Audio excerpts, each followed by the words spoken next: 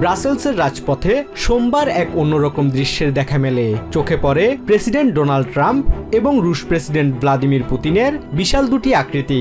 তবে তাদের কোনো রাষ্ট্রীয় সফর উপলক্ষে এই আয়োজন নয়, বরং পরিবেশবাদী সংগঠন গ্রিনপিস এর এক প্রতিবাদী রূপক হিসেবে হাজির করা হয়েছে তাদের। পরিবেশবাদীদের অভিযোগ, ইউরোপিয়ান ইউনিয়ন রাশিয়ার গ্যাস বর্জন করার নামে এখন আমেরিকার জ্বালানির ওপর অতিমাত্রায় নির্ভরশীল হয়ে পড়ছে। গ্রিনপিসের দাবি, পুতিন হোক কিংবা ট্রাম্প, জ্বালানির জন্য এই ধরনের নেতাদের ওপর নির্ভর করা ইউরোপের সার্বভৌমত্ব ও নিরাপত্তার জন্য চরম হুমকি স্বরূপ।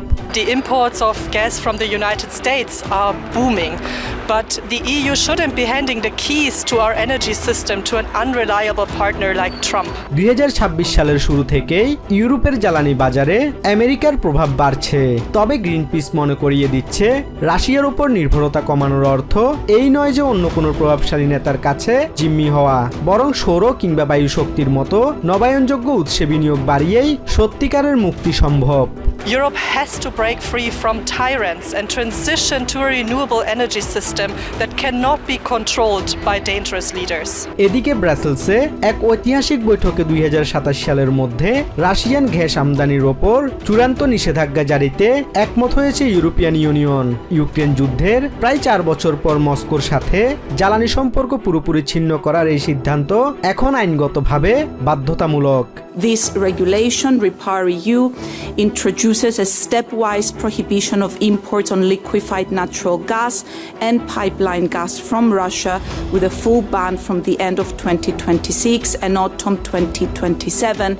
Respectively. তবে এই সিদ্ধান্তে ঐকমত্য থাকলেও ফাটল ধরেছে জোটের ভেতরে।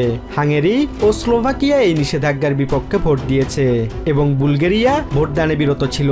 For Slovakia, this timeline raises serious questions regarding security of supply, economic impacts and the availability of available alternatives. Hungary সরকার ইতিমধ্যেই এই আইনকে ইউরোপিয়ান আদালতে চ্যালেঞ্জ জানানোর ঘোষণা দিয়েছে।